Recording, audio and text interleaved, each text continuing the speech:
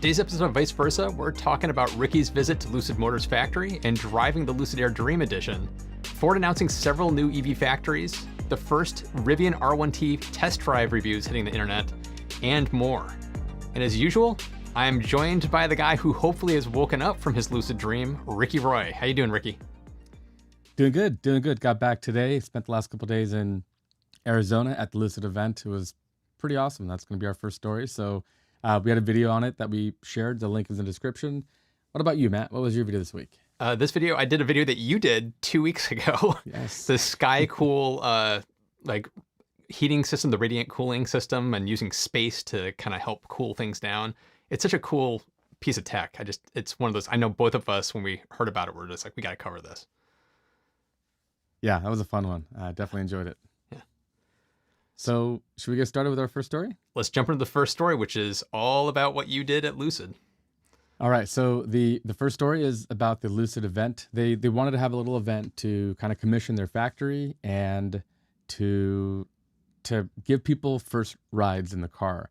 So this is, well, let me just start by playing this. This is my friend Kyle Cotter, who runs a channel called Out of Spec Motoring, who is really good at reviewing car stuff. And so what he was doing was really remarkable. He put this car through its paces in like a really interesting way. He was looking for things like how the car handles like open throttle to regen and the level of regen and how fast the car was. He even did a little slalom test. He slammed on the brakes and, and it was really cool. The guys in the car really let us do kind of what we wanted. I guess they had kind of an agreement with the police to not bother us too much. We were out on open roads, but just a really cool look for the company, because I think what some people had mentioned in the past was no one's driven this car, no one's done this and that. So they rectified that in a major way. They let us go out and just floor it and stomp on it. Not everybody. I mean, most of the people that were there were investors or early reservation holders. But for us, and especially Kyle and Tom Malogny, who was also there, he has a channel called State of Charge on YouTube, and the two of them really, they're car like journalists, like in a way that I'm not. You know, we kind of tell stories and cover some of the technological aspects of the cars, but they did an incredible job. And this thing is such a cool car, and it's such a cool point in time because they have been working on this for a very long time. They unveiled the car in 2016. They thought they were close. Then they had to build a factory, so they did that. This factory that we saw is brand new. It was built from the ground up. They call it the first greenfield EV factory in North America. The Gigafactory will be the next one. There's, Ford's building one. That's a future story. But they were the first because Tesla technically bought their NUMMI plant from an old plant that used to be something else. So the factory is really cool. It's new, it's modern, it's advanced, and I think they're close to being able to get production going. They had quite a line of cars that were coming out, but I think as far as every step being on time, on schedule, perfectly automated and dialed in, there might still be some kinks to work out on that front. But yeah, they did a couple of cool things that was smart. The first thing is their eventual plan is to have like 5 or 6 million square foot of factory space, but phase one is about 1 million, right under 1 million square feet. Now, I didn't really know this, but if you watch my video, you'll see I talked to Kyle Connor about this, but apparently the paint shop in a car plant is kind of the big bottleneck in these things. There's huge vats where you have to dip these things and clean them, and all the painting machines are massive, and the rooms have to be very well ventilated. There can't be dust in the air. You can't have any imperfections on the finish. So it's a really major part of the factory. So what they did is they built a massive paint shop, the paint shop that they want to have eventually. But right now they're not at full rate production. So what they're doing is the first floor of that shop, they're actually using for general assembly. That's smart because otherwise they'd have to build a small paint shop and then build a bigger one later and move things around. Instead, they made the heart of their factory, the paint shop, and they're going to use some of that space for general assembly and other practical purposes until a time when they're at full phase 3, where they're building 400,000 cars a year. Right now with phase 1, they're planning to build about 30,000 cars a year. When they build out phase 2, which will kind of double or triple that square footage, they'll be near 90,000 cars a year, and onward from there. So I think they're scrappy. They're a startup. They know their money is limited. They don't have all the funding in the world. So I like that they took a smart approach to how to get to full rate production. and I'm super excited. I think people are going to love this car. It's wickedly fast. It's really cool. The fit and finish and like the touches are really, they're just a nice car. I've always liked this car, especially the front. Uh, are you a fan of Goliath, by the way, on Amazon? Yeah, I know the show. Yes. Yeah. Did you watch season 4, the latest season? No. No. Not yet. So I remember thinking it was a really high aerial shot. I was like, that's a Lucid Air in Goliath. And it was. The Lucid Air is featured in the season 4, the final season of Goliath. That's how striking the car is. It's one of those cars you can just recognize from far away. And as a designer, Matt, you can probably appreciate this. I think that's one of the most telling signs of a good design is one for a good reason, not for a bad reason, but when something is so striking and clear. The side is also beautiful. The back, I think, is good. I don't love the back as much, um, but really cool stuff. And I want to get your take. I'll just finish with this one last thought. The only thing I heard that I didn't love at the event was how they're cooling their battery pack. So they're using 2170 cells, just like Tesla does in the Models 3s and Y. So they're cylindrical, and it's a good package for cooling, because what you can do is you can run a ribbon through it. So the Teslas have a cooling ribbon that cools the battery kind of right in the center where the heat is built up. Lucid is cooling it from like the bottom plate. So they run coolant and they cool the battery, which means you're going to have a gradient of heat where the top of the battery, the furthest point from the cooling pack, will be the hottest part of the battery. So that's the one thing I think I'd like to know more about, see how they're handling it, what that means long term. But that was the one thing I would have liked to have gotten more information on, and I'm not sure if their strategy is the best out there. That was going to be one of my questions. Did they explain why it was designed that way? It sounds like they didn't. No, I think it was no, they didn't really explain exactly why. They did talk about how well they're able to manage this, and I'm sure they are, but it's Hmm. still physics after all. Heat transfer is a function of distance from the cooling source. So there's going to be hotter parts in the battery. But that might be one of those things that we have to figure out when they do more range testing. Tom Malogny, who was there, literally has a channel where he charges and discharges EVs, tests like chargers and cables even. He'll put cables in like the freezing cold of New England and see how they perform and stuff. So when guys like him get this car and they start doing this stuff, we'll know. Because if the BMS is detecting hotter parts of the battery, they'll start throttling down performance even and charging levels and stuff. And we'll know more about it in time. Did they get into any kind of the manufacturing, like how many cars they're going to be able to put out with the amount of the factory they're using right now versus what their target is when the factory is full? Like, have they Yeah. talked about those? Yeah. So phase one, where they're at now, about 1 million square feet, just under 1 million square feet, they're planning to make about 30 or 35,000 cars a year. Okay. And they're planning to make 500 cars for customers this year before the year's over. And then they'll scale that up to full 30,000 ish. And then Good. phase two, they have already started building. Like there's trucks and diggers out there preparing the ground for phase two. And phase two would double or triple or quadruple that, and that takes them to about 90,000 cars a year. And that's what they'll be in the next year or two from there. And then full rate production would be about 400,000 cars, which would be like 5 years from now. Yeah. The outside of the car from the design perspective, I'm not, this is personal taste. I'm not in love with the exterior look, but the inside of the car just looks gorgeous to me. Like all the interior shots that you had in your video, that single pane of glass that just goes all the way from the front over the top, and you've got your like visors that are like floating in air. It's like the whole design of it, the interior and the fit and finish of the dash and the way the screens look seamless across the front. It's gorgeous. Does it feel like solidly built when you're in there? Yeah, it really does. The rear leg, so the super hero trick of the car is the rear legroom. The rear legroom is absolutely monstrous. The person in front of me from Lucid was about 6'3", and he had the seat back at a very comfortable position. He could have had it forward maybe 3, 4, 5 inches more. Even then, I had more legroom than, like, you'd have to be like a Mercedes S-Class to have that kind of legroom. It was just cavernous in there. And that really gets to the heart of the motors, how small they are. That's kind of their call to fame, is they've got some of the most energy and power dense batteries, motors out there. And so all that just means there's more room for the people on the inside of the car. And the material quality selection and stuff is all really cool. It does have a little more like that Santa Monica, which is lot of gray tones. I Hmm. really love. I think that's such a good look. The seats are all comfortable. I think it looks or it feels like it looks, if that helps answer your question. Yeah. What about the software? Because we're going to be talking about this in a story a little bit later about Rivian. I'm just curious about what the software was like if you got a chance to play around with the mapping or anything like that. Do you get a chance to do that? So the software is super ambitious. I'll say that to start. There's a lot of different screens and touch points and stuff. So you have your top controls and your media controls are kind of up higher. Then you have a big portrait touch screen, kind of where your arms are at, which is where most of the car controls are. I'd say they were kind of, let's say, inspired by Tesla. They had a similar layout. Like there's like the drive modes and stuff. They have creep, like which if you have an automatic transmission car, is what you're used to, right? You can Hmm. put it on creep, and when you get off the brake, it just edges along at like 1 mile an hour. Then there's like stop, which will bring you to a complete stop, and hold, all the kind of stuff that I'd want to see.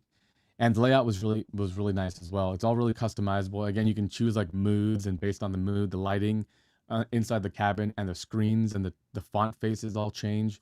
It's really customizable that way. Um, as far as it felt pretty responsive. I'd say it was more responsive than some of the legacy OEM software products that I've used.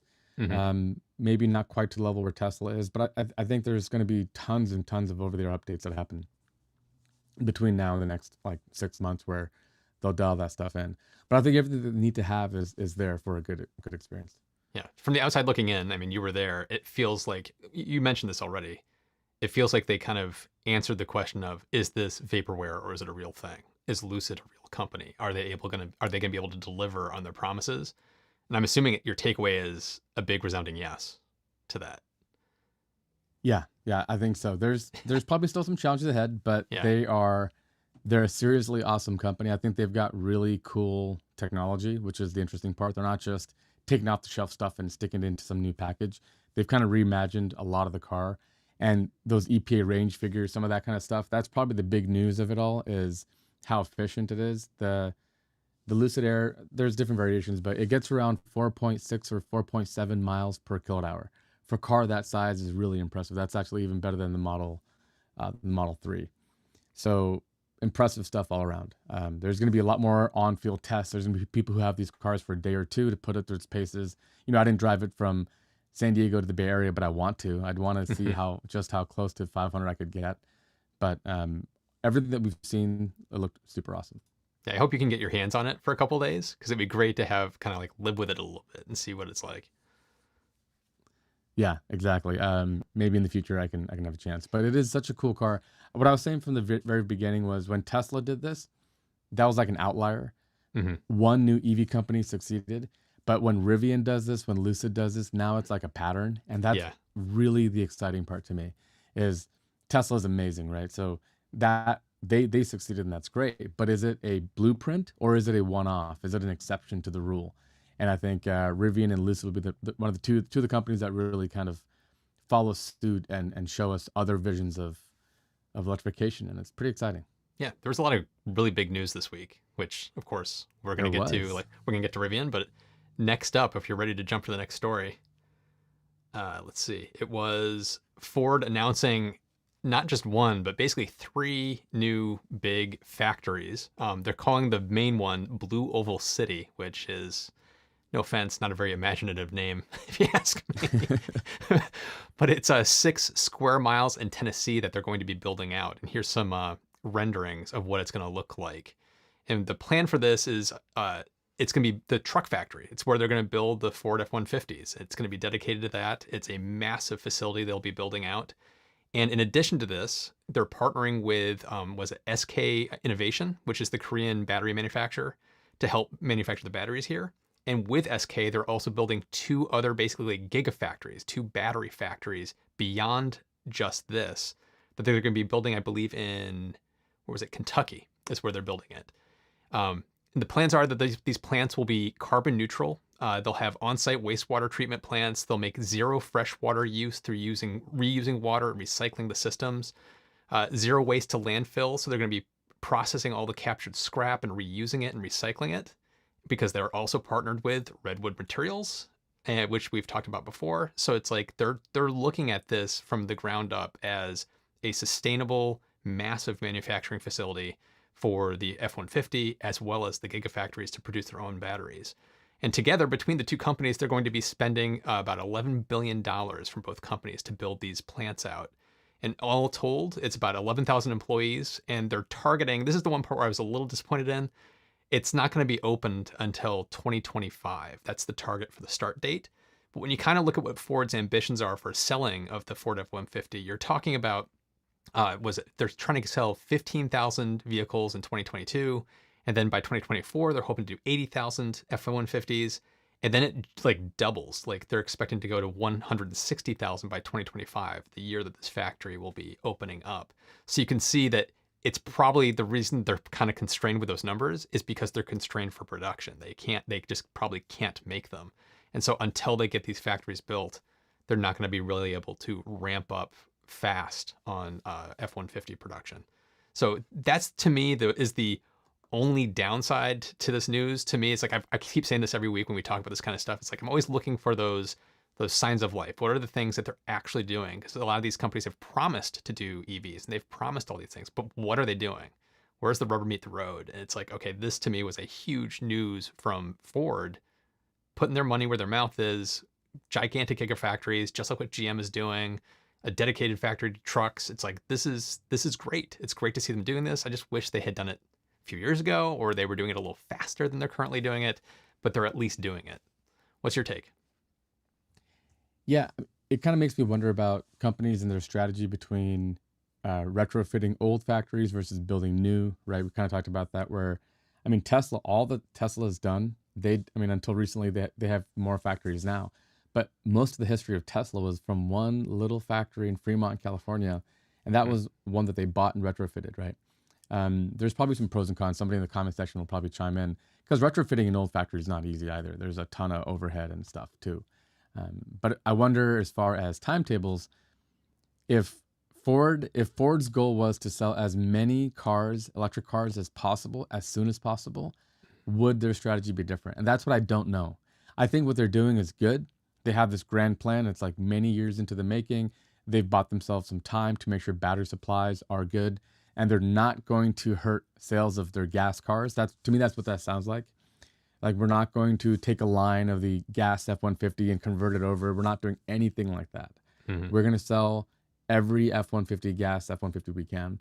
And this is a new thing, and we'll scale it up over time, and it'll be, it'll be what it'll be. So that's the one thing. Maybe it's a little more pessimistic, but but long term is probably the best thing. I mean, I understand you want to have a new factory, you want to have the latest technology and all that. So hopefully the numbers are they're sandbagging. They're actually better than this, because I mean, 15,000, 30,000 cars a year. These numbers are like the numbers that like Lucid is aiming for, a company that is building their first factory who's never done this before. So, especially when you consider how many F-150s they sell every year, just their F-150. Yeah, exactly. Like every minute, how many they sell? It's absurd. Just a drop in the bucket. Yeah, but I do hope that they do well. I mean, look at the renders. There's solar panels everywhere. It has that full modern futuristic vision, which maybe that's part of the thing, rather than trying to take some old factory. I'm sure there's better insulation. They're better in terms of like cost reductions with energy efficiency, materials and equipment and everything else. So cool news. I'm looking forward to touring that factory. It's going to be massive. Yeah, me too. And we could transition to the next story, which is more truck news, but from a very interesting company. So we mentioned, Tesla did it. Was it a one-off or was it a pattern? Well, the next two companies that, to me, I really want to see succeed are Rivian and Lucid. So this is about the Rivian R1T and their first drives. They had this really cool media day. I wish I was invited. I wasn't. But leave it to Rivian. Even their marketing and how they do stuff with outreach to media and stuff, it was so incredible. They did a trip in Colorado, and they started, I think it was around 8,000 or 9,000 feet, and they climbed up to 12,000 feet. The climb and the trip, I guess I can just play one of these videos. Let's see if the climb was so intense that maybe let's watch Zach's video. The climb was so intense that they actually some of the journalists got altitude sickness. I Yep. think Nikki from Transport Evolved had to head back down, and so did Ben Sullins. He got a little bit of altitude sickness and had to head back down. But the runaway feedback from everybody was that this is like the best truck they've ever driven. Tom Malogny, who I mentioned was at the Lucid event, he was here as well, and his feedback was on the road, off the road, like this is the best truck he's ever driven. It was incredible what it was able to do, and just with let's see, there's some footage here. With having independent motors for each wheel, having instant torque and all the other factors, just how well this truck was built. You don't have to have a drive axle running through the middle of the truck. All the benefits of electric vehicles, the low CG, everything else, just makes this thing. Look at this. This is It's insane. I don't know. I'm going to go off on a limb and say, Matt, you're not a big off-road trucker. Neither am I. But from what I gather, this is just really impressive stuff. The average gas car you'd have to buy, and then look at the bottom of that. Look at the bottom of that car. Look how clean it is. Other than the suspension arms popping out, everything is tucked underneath with a shield, which is great because you don't want to have any dangling bits. If you look at the average car, quite a bit of the transfer case and other componentry lies below what you think is the bottom of the car, and all that is going to get hit with rocks and things as you go climbing. But this thing impressed, and I think they're going to sell every one they make. And this really is, if Tesla was kind of the performance brand where they started, now the running joke is Teslas are always just smoking gas cars, even sports cars off the line with all their performance. Well, Rivian is the off-roading, rugged, tough kind of model. And again, it's a good, as Elon would say, hardcore smackdown to gas cars because it's just completely impressed people. And Zach actually of Jerry Rig Everything had a flat tire at one point. They had to change the tire. That was not staged. It was really cool to see what it's like to change a tire on the Rivian because they have a full spare in the back. And every video I watched Jerry Rig, I watched about Ben Sullins, I watched Snazzy Labs with Quinn. And then I've read of all these articles and reviews from like Electric and Inside EVs and all these other places that talked about their experiences with it. It was universal across the board of this is one of the best EVs they've experienced. And one of my favorite parts from Quinn's video on Snazzy Labs was he talked about how he's driven the Porsche Taycan. He's driven the Model 3 and the Model Y, and he's driven all these the Mustang. He's driven all these different EVs, and he was like, this is the best EV he's driven, not just the best truck. And he was just talking about how the way you can dial in the ride height and the performance. He was like, it was shocking how like you could dial it in so that you could barely feel the dirt road under you, or you could make it more performance. So suddenly you could start to feel more connected to the road, to the dirt road. And then when they were on the highways, it was the same thing. You could raise it and make it a little softer. So it felt like you were just like floating over the Colorado roads, or you could get really low, 7.5 inches off the ground and in performance mode. And this is an 8,000 pound vehicle that goes 0 to 60 in 3 seconds. It's basically faster than my Model 3, and it's 8,000 pounds. It's like, that just boggles my mind. And like everything about this, including like the interior, when they were showing off the interior and all their different videos, and they were talking about the cabin and how the cabin's placed, and you don't have a gigantic center console, so you have an area where you can put like big bags in the front.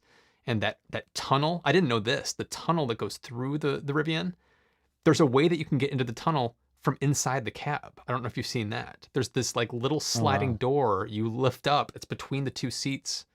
It's between two seats, and you lift it up, and you can have like a little access panel into that area. So it's like you could put bags and storage stuff in there, and still, like if you had drink bottles or something you had to get out, you could still get to them. Which, there's so much storage in this vehicle, and it's just beautiful. It's Spartan like Tesla, but because it's got a little more detailing in all of the like the dashboard and the seats, it has a little more visual interest. So it's like, I think this is going to appeal much more to a regular truck owner versus like, there's a lot of people I know that are turned off by Tesla because it's too Spartan. So this is finding that, to me, that sweet spot between what Tesla's doing and what traditional trucks do. I was just gobsmacked at how amazing this car looked from all the videos, and everything was universal across the board. And I've talked about this before. It's like I've been on the fence about, do I want to get a Cybertruck? Do I want to get a Rivian? Do I want to get a Ford F-150? And after seeing this video, it's making it, it's kind of made the decision for me. I just don't know when I'll do it. But this is, if I'm going to get a truck, this is most likely going to be the truck I'm going to want to get. And one of the other parts that was brought up that I didn't know about is they had promised charging speeds. I think it was 160 kilowatts. And Right. they can actually, with this, they're already like 225. During their road trip experience, people were seeing about 225. And Rivian said that with a software update, it'll get up to 250. So they've already blown past what they were originally promising for the charging speeds. So I think Rivian has just nailed it. And I think they're taking some of the playbook from Tesla, where they're not doing big marketing pushes with TV commercials. They're getting, social media influencers. They're getting the right press involved, and they're kind of getting everybody involved and being very honest about the product that they're presenting. Because they were also like tying back to the Lucid when I asked you about the software.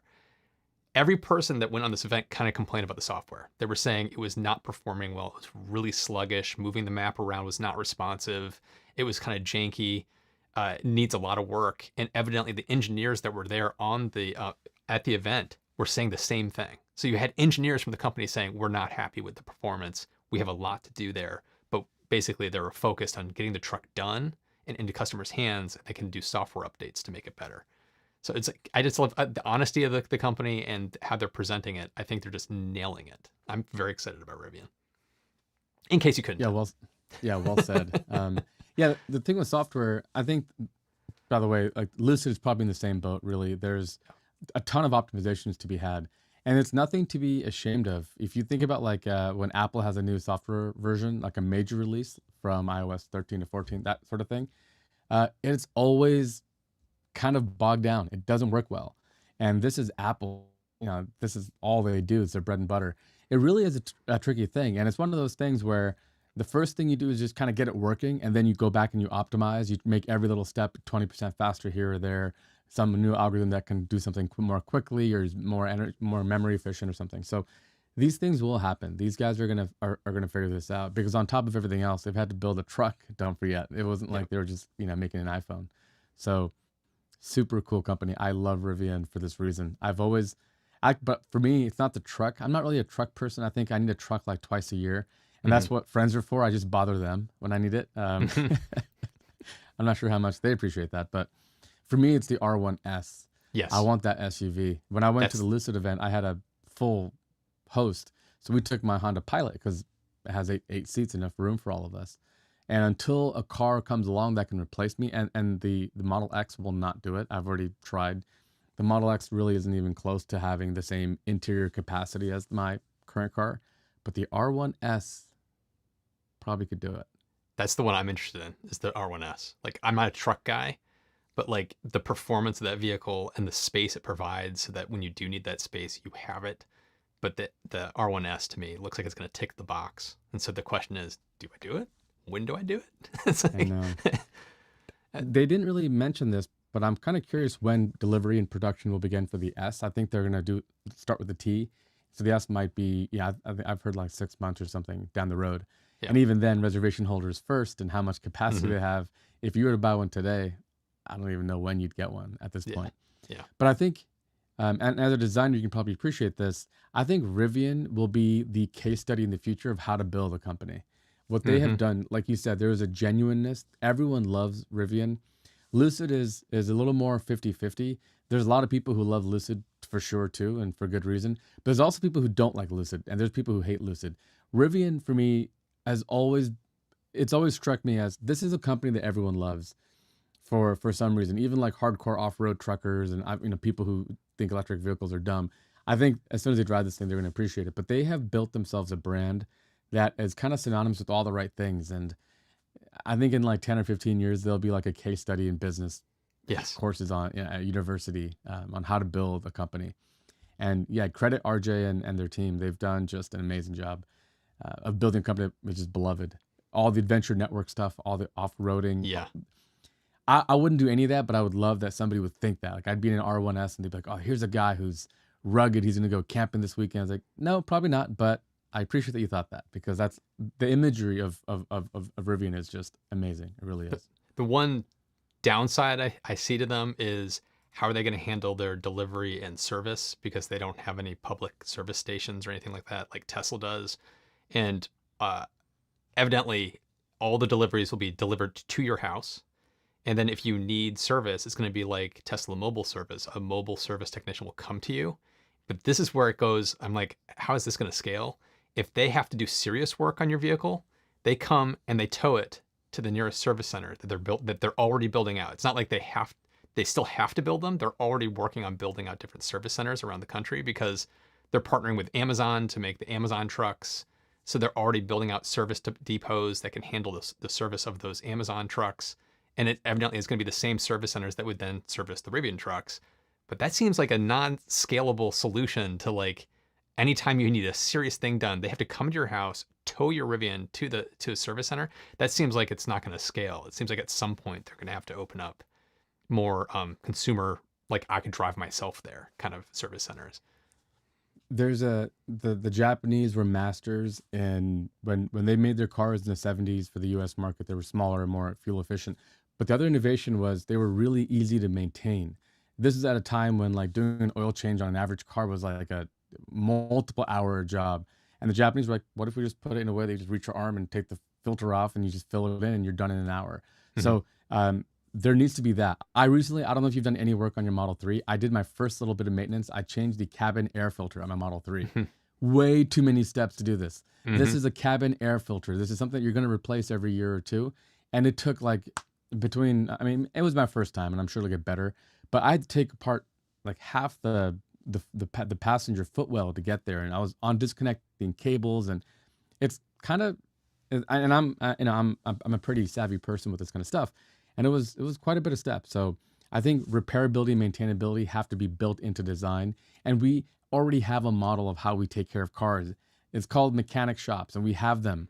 We cannot be thinking that Rivian is going to get their trucks repaired at Rivian. This is madness. EVs will not truly saturate the market until, and this goes for Tesla too, Tesla, Lucid, Rivian, I don't care who you are.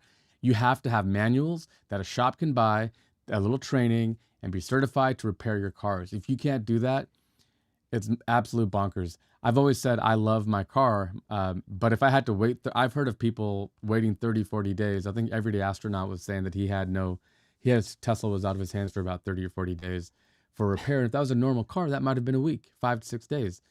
And so we need to think about that as well. And building your own network, that's crazy talk. I can't imagine even making that possibly happen. If you lived in Wyoming and you have a Rivian, you're going to tow your car 1,000 miles to get it repaired or something like that.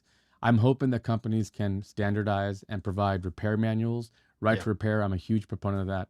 That's important. And it's part of the next wave of things we need to get right if EVs are going to really take over. Yeah, well said. I had my Model 3 in for service, and they had it for 3 weeks.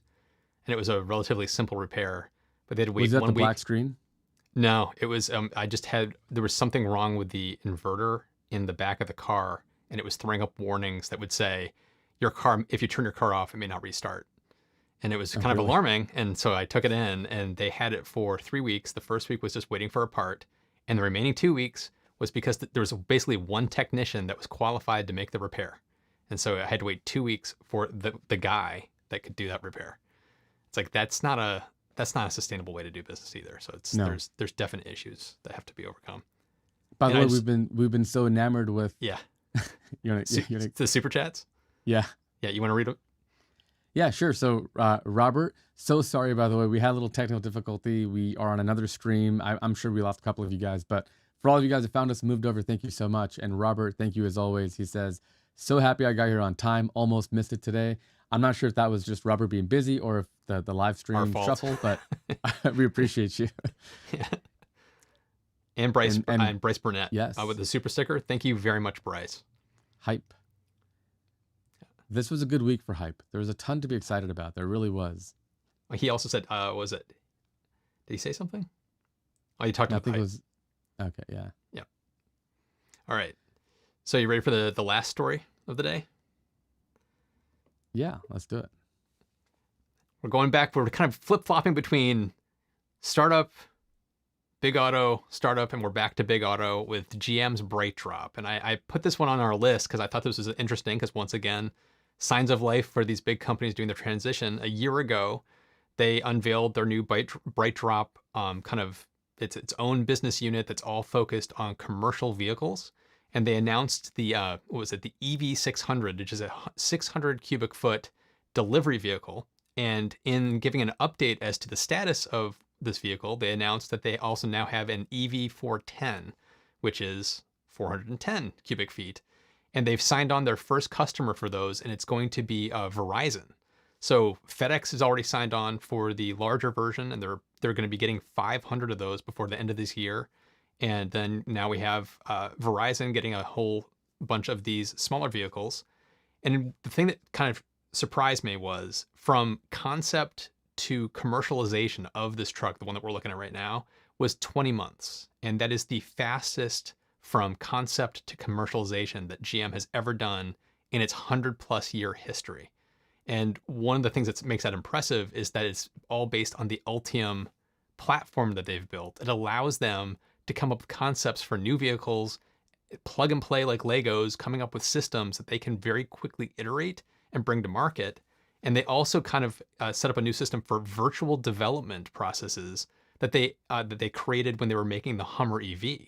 So they're finding very clever, interesting ways to kind of streamline how they're designing these new vehicles across their entire fleet, commercial and not commercial, and pulling it all together to actually achieve something that's pretty amazing. The fact that they did this in under 2 years, I gotta like slow clap GM. Thank you very much, ladies and gentlemen. Nice work. This is another reason I keep coming back to GM, is that they're doing good work here. What's your take? They're doing really good work, and they're iterating on new models, which is a sign of a good platform. We always talk about this, Matt and I do. But if anybody could build one car, and you might just make it all one-off and custom. But if you're smart, you build a car and a platform with as much modularity and shared componentry as possible. This is what we're talking about when we say that. For them to be able to build this new variant, which is, I think you said the EV600 is 600 was a cubic feet of cargo area. Cubic feet. So now it's cubic feet. So this is now this is 410. So it's a smaller car, maybe it's more suited for various applications. But the last mile is kind of what they were targeting. That last mile delivery. Last mile. Yep. And there's clearly demand and interest. We've heard from Amazon, now it's Verizon, and all these companies are dying to be able to get electric fleets. It just comes down to the timelines and the scale. But yeah, GM doesn't get much credit. There's still, I think the Hummer will help this, but I kind of feel like even the Hummer is gonna have some of the wind taken out of the sail because of Rivian. There's also the Cybertruck and other stuff. Hummer, General Motors hasn't really had much fanfare, but this is really cool stuff. And I like that they're targeting like smart startups and investing in all the right places and stuff. I think in the background they're doing all the right stuff. I think they need a home run at this point. They need something to be able to kind of point to and say, like a electric Corvette, right? Something crazy that people look at and go, look at this thing, right? Yep. That's always been my idea from the very beginning. Forget the Hummer EV, which is really tough to execute because it's such a big and it needs so many batteries. Make the C9 Corvette electric. Well, it's like Ford coming out with the Mustang Mach-E and the Ford F-150. Those are two huge pillars. They're making a statement with those two vehicles. GM still needs that statement. I don't think it's going to be the Hummer, personally. I don't think that's going to be the statement. Too expensive. Piece. Yeah.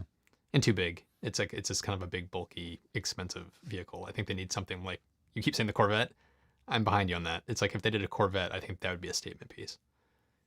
It's such an American icon. It really is. All the astronauts all drove Corvettes, and I think they can make kind of a fun play off of that right now with the space race. But yeah, no, good for GM. I think they got to just keep doing what they're doing, but try to have a public perception win at some point. Where it's not just all stuff in the background that we talk about on the show, but it's stuff that people can see on the road and get excited about. That was the last story for the day. So we can transition into kind of Q&A, just kind of catching up with everybody and scanning through the comments. So sound off. Yeah, so one of the questions... I was going to just hit that like button too. It really does help the video. So if you're enjoying this, hit the like button.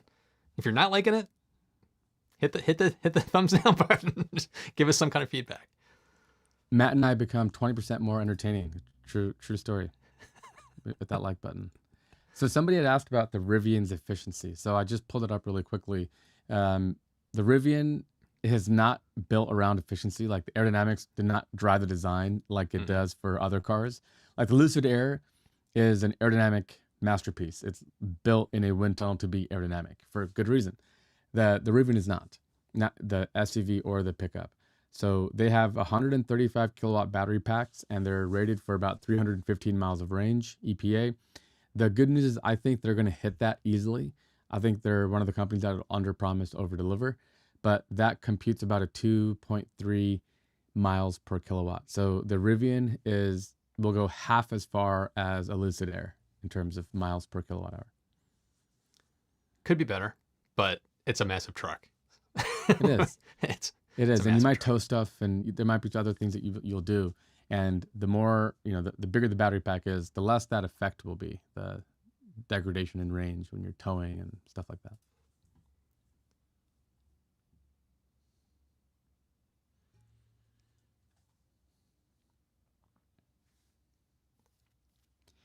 This is a question, maybe Matt, you know this. So Frederick says, I don't see how the major OEMs can survive with their debt levels. So people will talk about Tesla and being profitable and all this kind of stuff. But you know what Tesla doesn't have is a huge mountain of debt like the other car companies do. It's in the billions for these companies. But I mean, as long as you're making cars and you're profitable, I don't think anyone's calling on the debt. I don't think they're in trouble because of the debt. Is that a concern? Do you think that should matter more or get more publicity? I don't think so, because carrying debt isn't necessarily a bad thing, depending on how much revenue you're making and how you're leveraging that debt. It gets tricky. It's like it depends on how much debt they're actually carrying. But you're bringing up a good point. Some of them have billions and billions of dollars of debt, and they have very thin margins, and so they're kind of riding the line pretty much all the time. So it does create a problem. Yeah, I hear you. So to the point about having a win on their hands, Benjamin Barr says, I think an electric Suburban would do decently well. I think that would do really, really well. If they had a Suburban with room for 8 and room for equipment and stuff, and it was kind of like Rivian levels where it's 130, 140 kilowatt battery pack and it got 300 miles of range, I think that could do really well. Protocol asked the question, assuming Lucid starts deliveries in October, when do you both think you will see your first Air or R1T? Both are low production early on.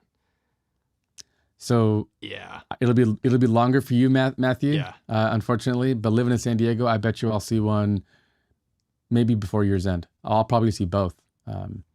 Just between driving on the 5 to visit my mom and dad. Yeah. Every car is around there. We see so many things whenever we drive around. There's just tons of.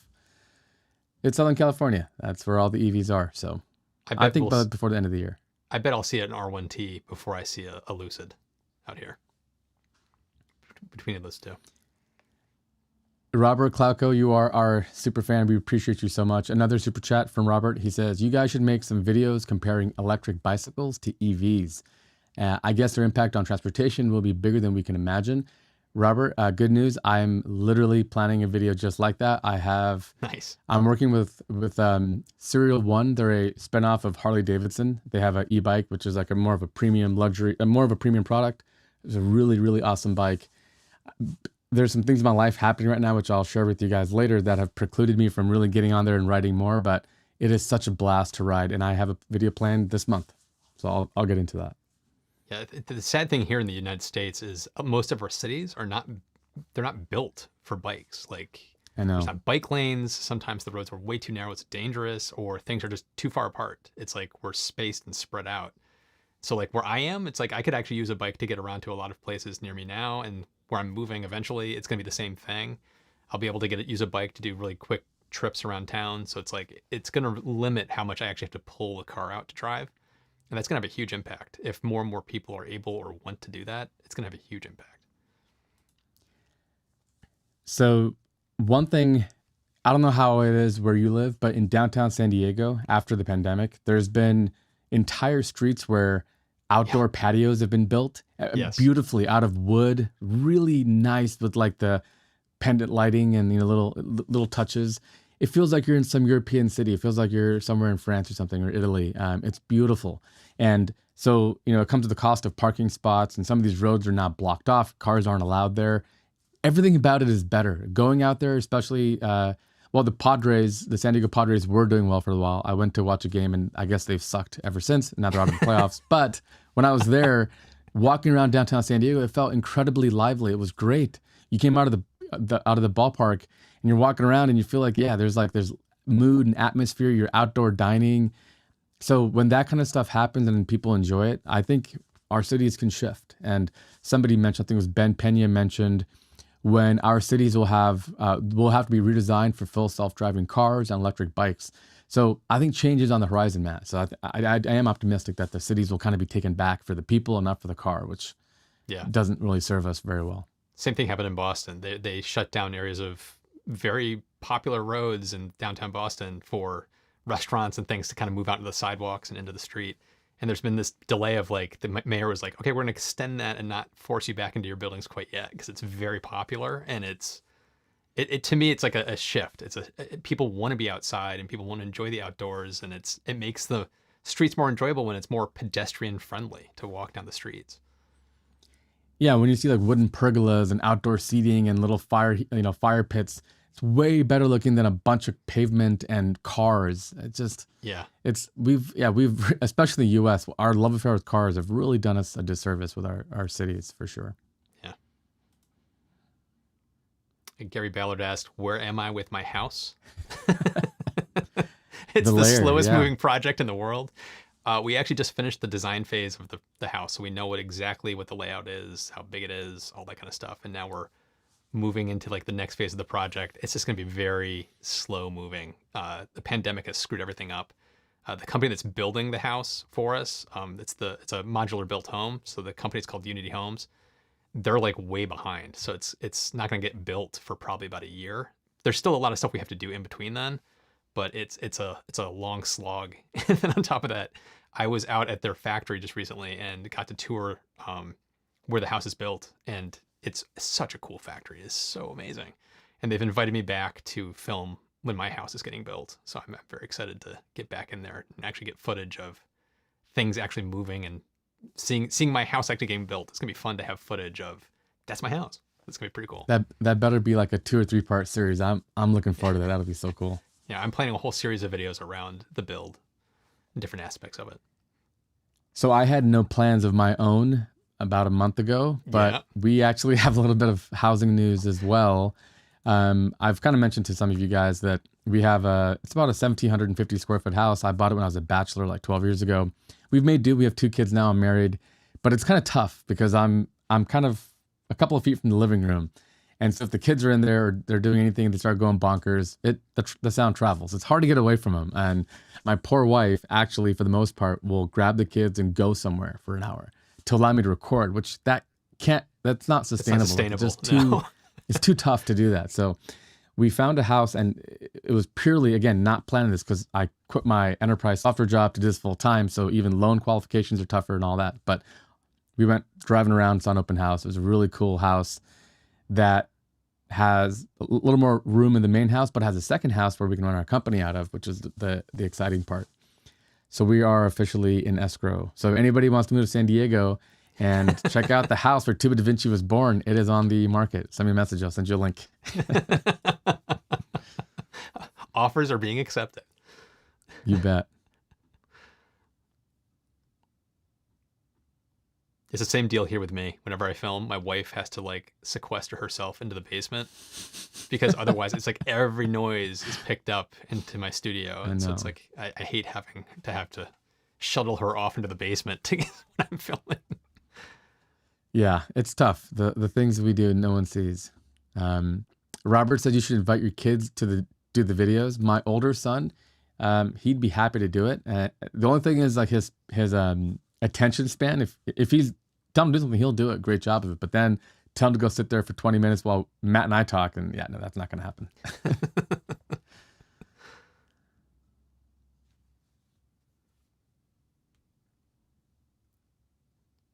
RC DIY, it's dealing with permits at this point has been fine but I don't want to say it's great because I still have more to go. So I'll have to give an update Right. on that later.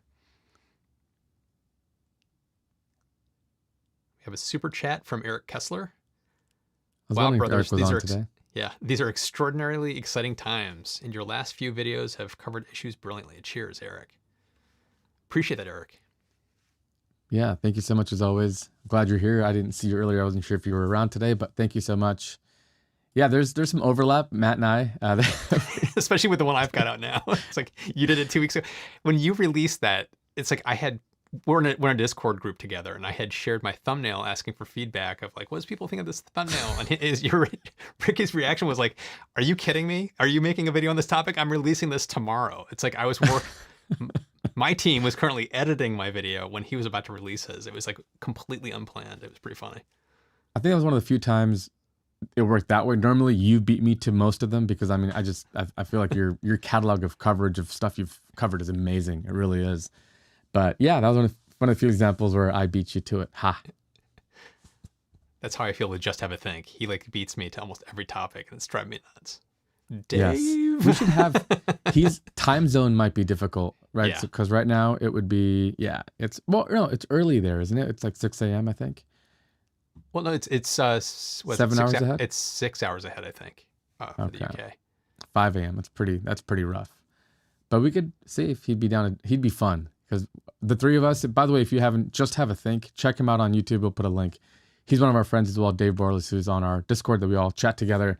Yeah, he covers a lot of the same kind of stuff Matt and I do. It's an awesome channel, really, really cool. And if you're looking for more content than we can provide, definitely go check it out. He's a must watch. Definitely.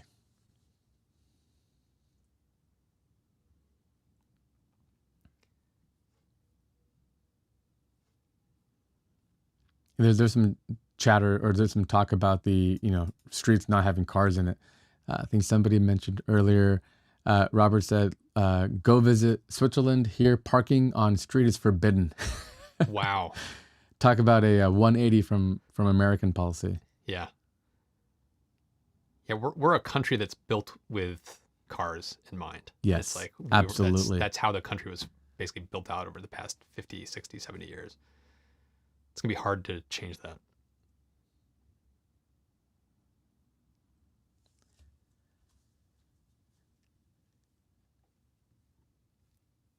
There's another super chat from Frederick. Frederick, thank you for your chats earlier as well. You had some good insights. He says, "Thanks for the work you both do. We appreciate it. It's sometimes we forget how lucky we are just that we could cover this stuff, and this is what we get to do every day." I was just telling Matt before the call, I'm only 2 months into it. Matt is quite the veteran now. He's the grizzled veteran. He's been doing this for almost 2 years. I'm still fairly new to it, and I'm still really kind of hitting the stride and the timing of it all, but we are really grateful to you guys. Thank you so much. Yeah, I really appreciate it. Like, I look forward to this every week because it's fun to be able to kind of see you guys in real time and get your feedback in real time and see what you guys think about things. Robert says, "I enjoyed the shout out in Matt's agrivoltaic video to the Just Have a Think channel." That's my next video. Yeah, I give a How shout does he out. know? It's out for my patrons and for early access. But yeah, I actually worked on agrivoltaics script with one of my patrons who lives in the Netherlands. His name is Rob Vanderwouw, and he actually helped write the script, and he and I worked together on it. And so I had to give him a huge shout out. And one of the inspirations for making that video was Just Have a Think, because he did a great video on it as well. And so we kind of wanted to come at it from a slightly different perspective than he did to kind of add to the conversation. Very cool. Claudia Roy, who's my wife, just said, "At Remy," who's my older son, "At Remy's school, I'm the mom that knows a lot about energy and new tech. I even give advice about EVs." Yeah, that's true. Just being, she hears all the stories and reads all the scripts and watches the videos and helps. And so just, good or bad, you're gonna get all that from the side. And Robert, don't worry about letting the cat out of the bag. It's totally fine.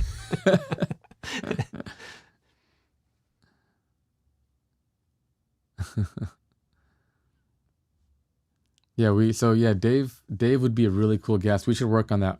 Matt and I talked about having some more guests lined up. We have some ideas. Jordan from The Limiting Factor, some battery stuff would be fun. There's some other people that we want to talk to as well. Yep. But we'll work on it. We'll try to do like at least once a month, have some cool guests, and you guys should definitely tune in for those. Those will be fun. Get new perspectives. It's always fun. This is another super chat. This is a dig at my yeah. So he says, Ricky, will your new house have better internet? The new house is about 1.5 miles from where I live now, so it's really close. And we will have the same freaking monopoly with Cox internet. So no. No. And in my new house, my internet's going to be just like your internet. So it's like my internet's going to get worse. So it's going to be great. Oh no, really? Yeah. Do you have fiber now? I have fiber now, and all they have where I'm going to be moving is just crappy Comcast cable. Yeah, it's gotcha. Not great. Did you see the last super chat? This is great. This is Juan, who's my master editor. He says, "What are we having for lunch?" Good question. I vote you treat me to something and go pick it up now. It'd be great. Good question. And Tech Observations pointed out that for Dave to do this with us, it would be 6 p.m. his time in the evening. So that's not too bad. But it's right at the dinner. It's right at dinner, so I don't know if that's going to be doable, but we should talk to him. Cool. Is there any parting words as we kind of wrap this up? No, thank you guys for joining as always. We look forward to it. We'll see you guys next week. Yeah, and as always, you can also listen to the audio version on viceversa.show, and we're live every Thursday at 11 a.m. Pacific, 2 p.m. Eastern. And thanks for watching, and we'll see you in the next one.